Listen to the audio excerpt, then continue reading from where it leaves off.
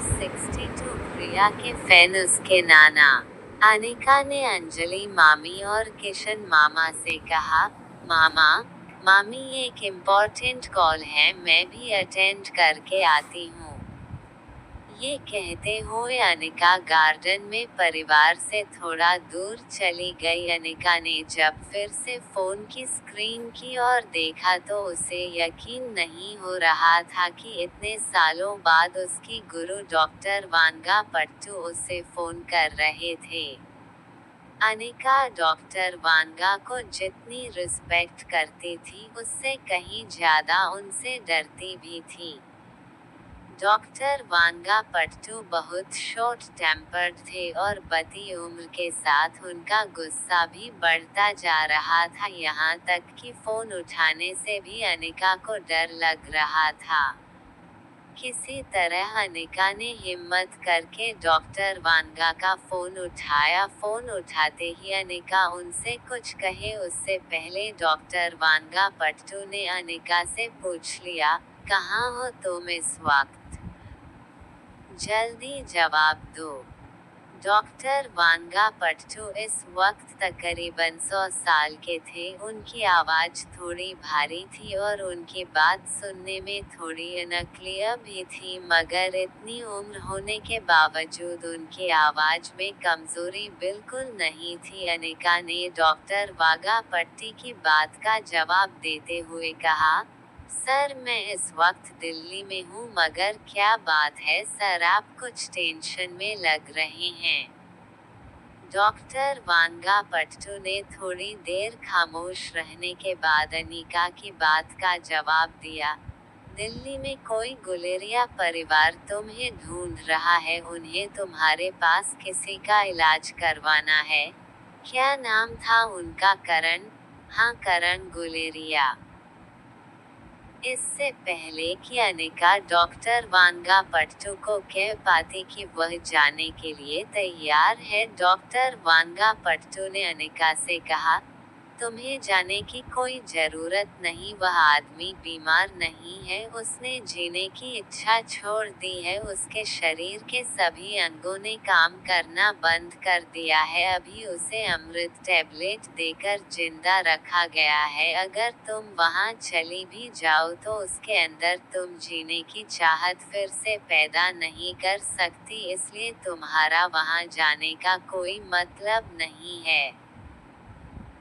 Doctor की बात सुनकर अनिका मन ही मन सोचने लगी कि अगर करण गुलेरिया अनिका की शक्ल देख लेता है तो शायद उनके मरने की इच्छा और ज्यादा बढ़ जाए, क्योंकि वह जानती थी करण गुलेरिया को अनिका को देखकर उसकी मां स्वाति की याद जरूर आएगी। और अब तक अनिका ने करण गुलेरिया के बारे में जितनी बातें सुनी थी उनसे ये साफ जाहिर था कि करण गुलेरिया अगर दुनिया में सबसे ज्यादा किसी से नफरत करता था तो वह थी स्वाति मल्होत्रा।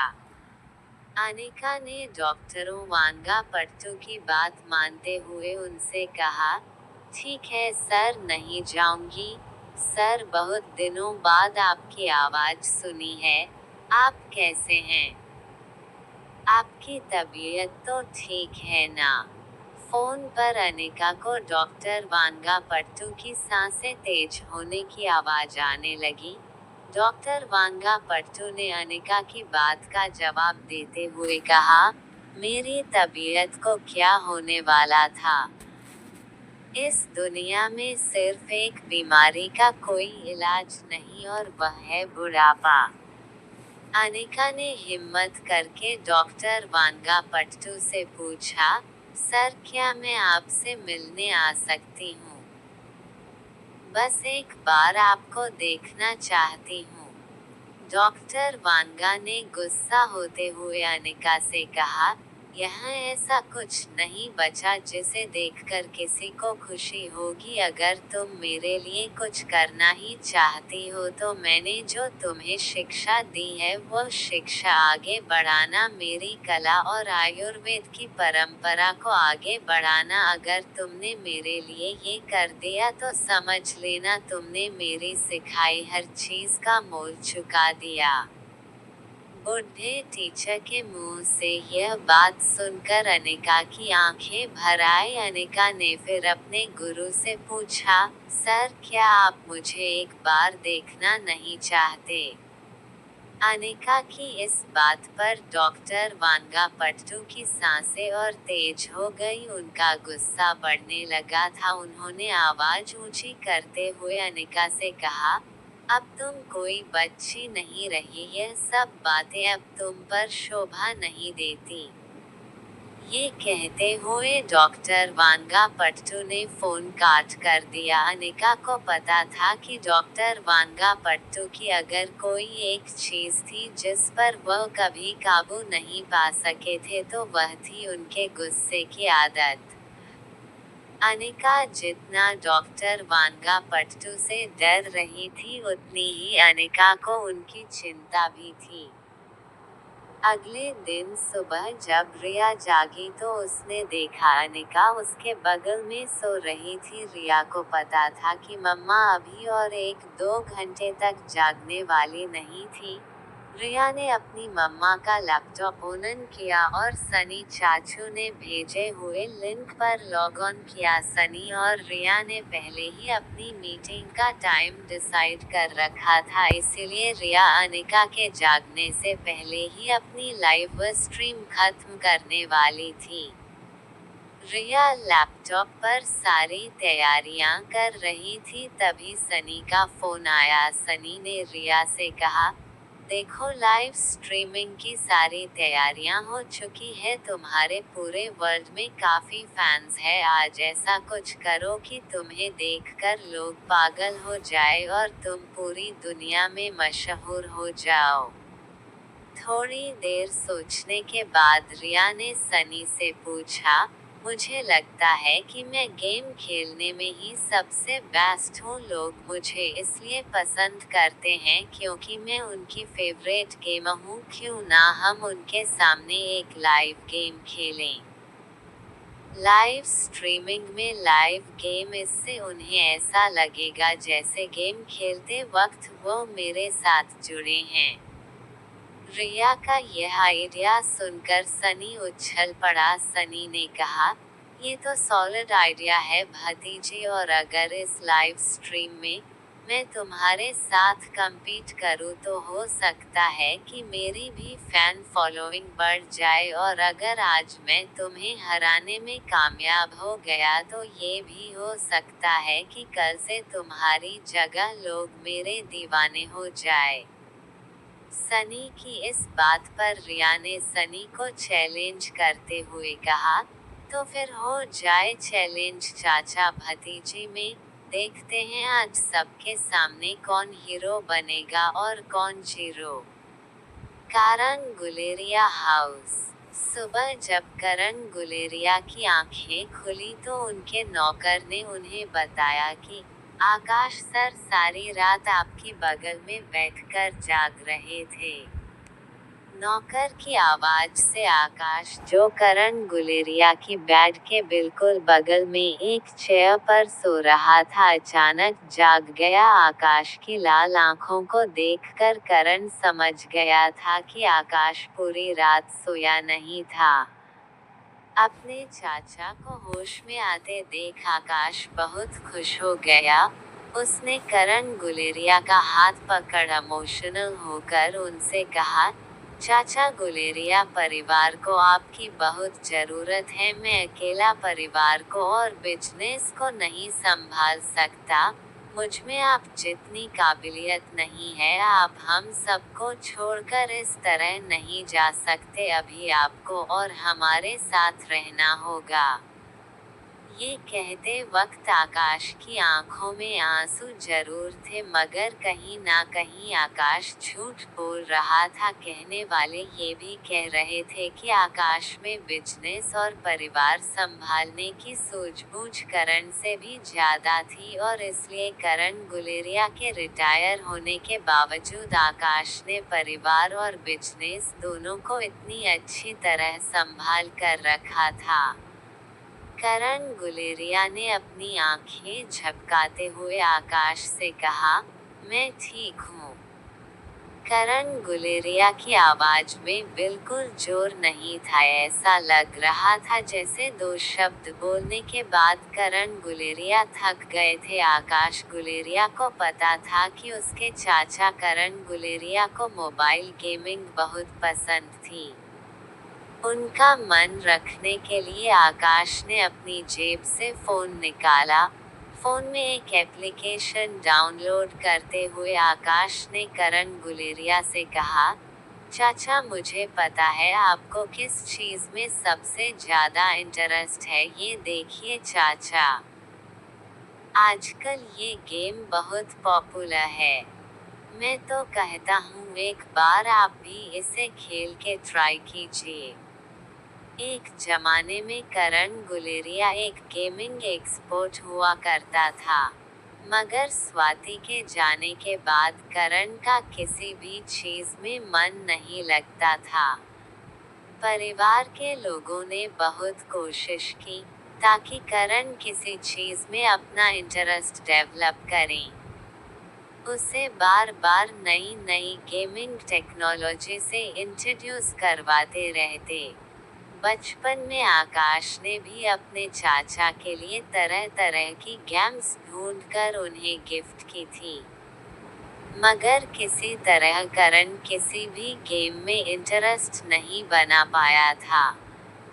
जैसे ही आकाश ने मोबाइल पर गेमिंग ऐप ऑन की, मोबाइल की स्क्रीन पर रिया और सनी की लाइव स्ट्रीम फ्लैश होने लगी। तभी करण गुलेरिया के कानों पर रिया की मीठी आवाज पड़ी। रिया सनी से कह रही थी, आज मेरे सारे फ्रेंड्स को पता चल जाएगा कि इतनी सी उम्र में मैं क्यों गेमिंग चैंपियन हूँ। जिस पर सनी ने कमेंट करते हुए कहा, आज मैं भी अपनी पूरी ताकत के साथ तैयार हूँ तुम्हें हराने के लिए। आखिर सुपरस्टार सनी एक छोटी सी स्वीट एंजल से हारेगा? बिल्कुल नहीं, ये कहते हुए सनी हंसने लगा। तभी रिया ने सनी से कहा, स्वीट एंजल नाम में आखिर बुराई क्या है? ये नाम सुनते ही ऐसा लगता है जैसे किसी गुड़िया का नाम हो। रिया की यह बात जैसे ही करण गुलेरिया ने सुनी, करण की आंखें चौड़ी हो गई। करण गुलेरिया ने काफी वक्त में पहली बार अपने बेड से उठने की कोशिश की। उन्होंने आकाश का फोन अपने हाथों में ले लिया। आकाश और पास खड़े नौकर ने बिना कुछ कहे करण गुलेरिया को सपोर्ट देकर बेड पर बिठा दिया। करण गुलेरिया ने जब स्क्रीन पर स्वीट एंजल नाम पढ़ा तो उसे अचानक कुछ याद आने लगा। कुछ सालों पहले जब करण गुलेरिया और स्वाति मल्होत्रा इंटरनेट पर चैटिंग करते थे, करण इस बात पर हमेशा स्वाति को चिढ़ाता था कि स्वाति ने अपना चैटिंग नाम स्वीट एंजल रखा था। करण हमेशा स्वाति से पूछता कि नाम हमेशा ताकतवर होना चाहिए, जैसे हिटमैन, करण द रॉकस्टार। तब स्वाति उसे कहती थी कि नाम से ही इंसान का गुण पहचाना जाता है। मैं जैसी हूँ वैसा नाम रखूंगी, तुम जैसे हो वैसा नाम तुम रखो। अगर हमारी बेटी हुई तो मैं उसका नाम भी लिटिल एंजल रखूंगी। प्यारी सी गुड़िया लिटिल एंजल। करण गुलेरिया ने कांपते हुए हाथों से आकाश का मोबाइल अपने हाथ में पकड़ा। दूसरी ओर सनी ने जानबूझकर आज रिया के सामने एक ऐसी गेम रखी थी जो रिया के लिए बिल्कुल नई थी। जैसे ही गेम शुरू हुई, रिया ने लाइव स्ट्रीम पर सनी से कहा, चाचू यू आर टू स्मार्ट। आज लाइव स्ट्रीम पर तुमने गेम ही बदल डाली, मगर यह मत भूलना चाचू की जीत हमेशा प्लेयर की होती है और चाहे गेम कोई भी हो उसे समझने के लिए मुझे बस उस गेम पर थोड़ा वक्त बिताना है। रिया की बात का जवाब देते हुए सनी ने कहा, तो देखते हैं आज प्लेयर जीतता है या फिर इस गेम पर खेलने का मेरा एक्सपीरियंस। देखते ही देखते सनी और रिया की लाइव स्ट्रीम पर दुनिया भर से बहुत सारे गेमर जुड़ने लगे। कोई सनी को सपोर्ट कर रहा था तो कोई रिया को। गेम में सपोर्टर अपने फेवरेट प्लेयर को सपोर्ट करने के लिए टोकन भेज रहे थे। हर 10 टोकन के लिए उन्हें चार्जेस भी भरने होते थे। क्योंकि सनी ये गेम पहले से जानता था, इसलिए उसके ज़्यादा सपोर्टर गेम में जुड़ने लगे। ज़्यादातर लोग सनी की जीत पर बेट लगाने लगे और देखते ही देखते सनी का टोकन नंबर 1 लाख के पार हो गया। सनी की कुछ सपोर्टर्स रिया को ट्रोल भी करने लगे थे। रिया उन सब की बातों का प्यार से मगर बहुत चालाकी से जवाब देने लगी। किसी ने रिया को ट्रोल करते हुए लिखा, ये गेम छोड़ दो बच्चे, ये गेम बच्चों की नहीं है। सनी के इस सपोर्टर को जवाब देते हुए लाइव स्ट्रीम पर रिया ने कहा, गेम्स तो हमेशा बच्चे ही खेलते हैं, लेकिन हाँ, जब बड़े लोग बच्चों को खेलते हुए देख गेम से जुड़ने लगे तो समझ लो वह बच्चा बहुत बड़ा प्लेयर है। ये कहते हुए रिया ने अब गेम में सनी को हराना शुरू कर दिया। हालांकि सनी के पॉइंट्स और रिया के पॉइंट्स में अभी बहुत ज़्यादा अंतर था। रिया को जल्द से जल्द ज़्यादा टोकन जमा करने थे। जब तक सनी के सपोर्टर उसे टोकन देते रहेंगे रिया का जीतना बहुत मुश्किल था। सनी बहुत कॉन्फिडेंटली गेम खेल रहा था। आज उसे लगा कि रिया को हराने का उसका सपना पूरा हो जाएगा। तभी पलक झपकते ही सनी ने स्क्रीन पर देखा कि अचानक रिया के टोकन की वैल्यू सनी के टोकन से काफी ऊपर चली गई। लाइव स्ट्रीम पर रिया जोर से चिल्लाकर बोली, ये देखो मेरे टोकन तुमसे बढ़ गए, thank you so much my supporter fan. Riya ने स्क्रीन पर जाकर देखा कि किसने उसे इतने सारे टोकन सपोर्ट में दिए थे। तब उसने देखा कि किसी अनोनिमस अकाउंट से किसी आदमी ने उसे यह टोकन दिए थे।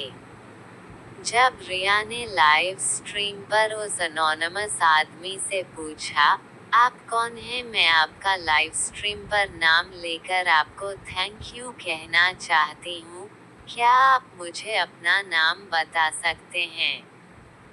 रिया की स्क्रीन पर उस अनोनिमस आईडी से एक मैसेज फ्लैश हुआ, जिसमें लिखा था, you can call me your fan grandfather. Riya ने अपने दोनों हाथ हवा में उछालकर लाइव स्ट्रीम पर सबसे कहा, thank you my fan Nanu, I love you so much. अब देखिए मैं दुश्मनों को कैसे इस गेम से आउट करती हूँ। रिया की यह बात सुनकर करण गुलेरिया के होठों पर एक हल्की सी स्माइल आ गई। काफी सालों में ये पहली बार था कि करण गुलेरिया को परिवार ने इस तरह मुस्कुराते हुए देखा था।